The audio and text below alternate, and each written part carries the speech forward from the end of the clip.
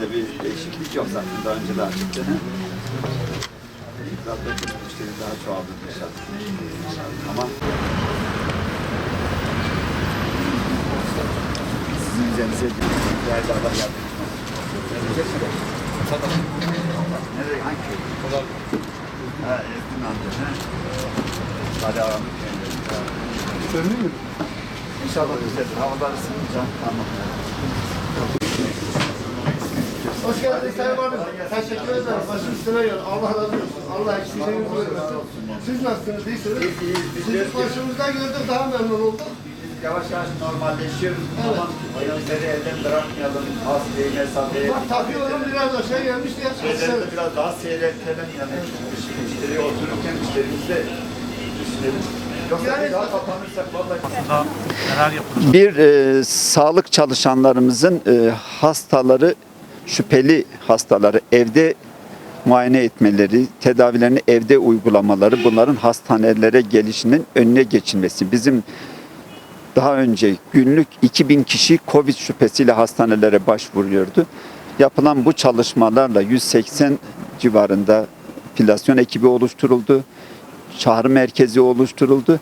Bu sayı 200'ün altına kadar indirildi. Yani hastanelere başvuran kişi sayısı 200'ün altına kadar indirdik. Yani şu an Van'ın bütün hastanelerinde toplam yatan hasta sayımızı 50'nin altında. Onun için şu anki hastane yükümüz oldukça hafifledi. Sağlık çalışanlarının üzerindeki yük de hafifleyince filasyon çalışmalarına daha çok zaman ayırma imkanımız oldu. Onun için biz yine de kendinden şüpheli bir durumu olduğunu hisseden kişinin bizim çağrı merkeziyle irtibata geçmeleri, kendilerinin hastaneye gitmemesi, ekiplerimiz mutlaka onu evde ziyaret edecekler.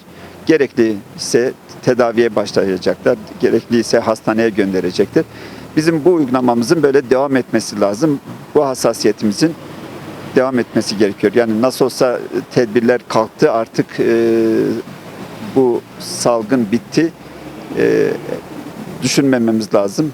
Salgının hala devam ettiğini, hatta mutasyona uğramış, daha hızlı yayılabilecek türünün de piyasada olduğunu bilmemiz gerekiyor. Ben vatandaşlarımıza aynı hassasiyetle tedbirlere riayet etmeleri gerektiğini belirtmek istiyorum.